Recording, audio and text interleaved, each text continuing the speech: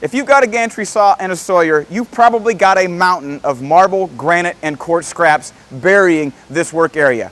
If that's the case with you, check out this video because we're going to show you the solution. Aaron Crowley here with fabricatorsfriend.com with another profit pointer video. Now I want you to see something right here. This is our gantry saw where we cut granite slabs every single day of the week. And this isn't staged. This is how this area looks every single day of the week because we've learned how to manage our slivers, our scraps, and our remnants.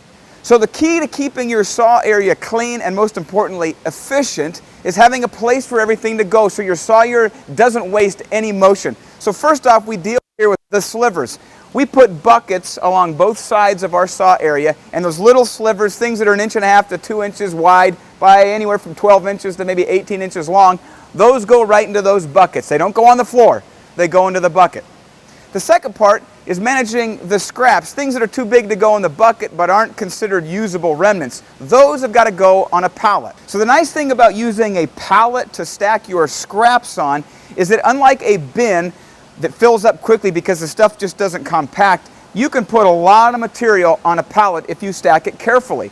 The other advantage of putting this on a pallet is that you can set it aside and wait because invariably there will be a job where a backsplash is missed or miscut, a lamination that needs to be redone, some reason why a scrap is really, really important. If it's gone into a bin and then into a dumpster, it may be gone forever. So stacking scraps carefully on a pallet reduces the amount of wasted effort necessary to handle that material and saves those pieces until you're ready, till you know you can put those scraps in the dumpster.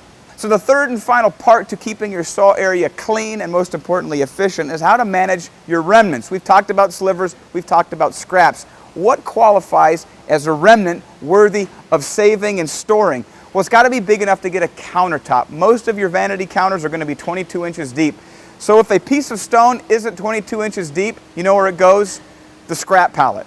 If it's 22 inches deep or bigger and 36 inches long or longer, then it qualifies as a remnant. That's something you can sell to a customer down the road. So in our company, as countertops that fit that qualification come off the table, we put them onto a sheetrock cart, just like this. Again, this isn't staged for the video. This is right out here in our production facility. Once the remnants stack up and they fill the sheetrock cart, they go into the remnant racks where they can be displayed for future sales. So while we're on the subject of keeping our saw area clean and efficient, we got to talk about tool management. Back in the day when I was running our saw, it was a table with a pile of tools all jumbled together. I couldn't find anything. But I came by the other day and saw this and saw how our sawyer had used some lean manufacturing principles to, in a sense, set up a pegboard of sorts for his tools. They always go in their place and he never has to search for them. It makes him more efficient, it makes him less frustrated, and it sets itself up for a more effective and more efficient sawing area. Well, thanks for watching this Profit Pointer video brought to you by fabricatorsfriend.com. Make sure you check back with us next week. We post a new video every Thursday. And make sure you visit fabricatorsfriend.com. You can subscribe to our podcast, subscribe to our videos, and check out our awesome fabrication gear. Happy fabricating.